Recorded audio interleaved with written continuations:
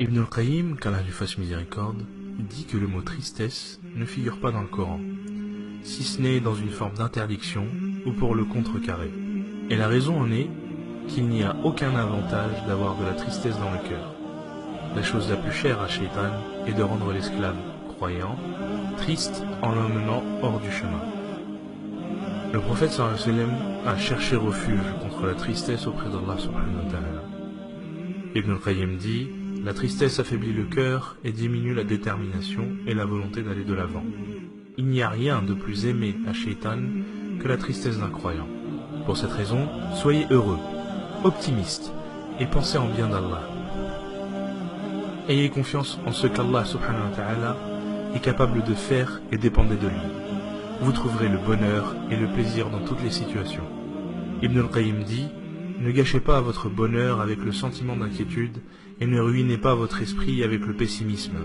Ne gâchez pas votre succès avec la tromperie et ne ruinez pas l'optimisme des autres en le mettant à mal. Ne ruinez pas votre journée en remuant le passé. Si vous pensez à votre situation, vous trouverez qu'Allah subhanahu wa ta'ala vous a donné des choses sans que vous ayez eu à le demander.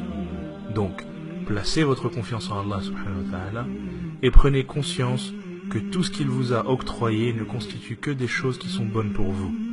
Vous pourriez être en train de dormir et les portes des cieux ont été ouvertes par des doigts qui ont été faites à votre intention. Subhanallah, peut-être de quelqu'un de condition modeste que vous avez aidé, ou quelqu'un de triste à qui vous avez apporté de la joie, ou quelqu'un qui est passé et à qui vous avez souri. Alors ne sous-estimez jamais les bonnes actions. Un des pieux prédécesseurs a dit: je fais des doigts à Allah subhanahu wa ta'ala pour quelque chose que je veux, et s'il me la donne, alors je suis heureux une fois, et s'il ne me la donne pas, alors je suis heureux 10 fois, parce que dans le premier cas, c'était mon choix, et le second était le choix de Dieu. Comme Saadi, puisse Allah avoir pitié de lui, a dit: la vie est courte, ne la raccourcissez pas avec les soucis, le chagrin et la tristesse. Alors soyez le gestionnaire d'un cœur qui respire le bonheur et la satisfaction. Puisse Allah subhanahu wa ta'ala faire de chacun de vos moments des moments de bonheur et qu'Allah nous pardonne tout. Amin.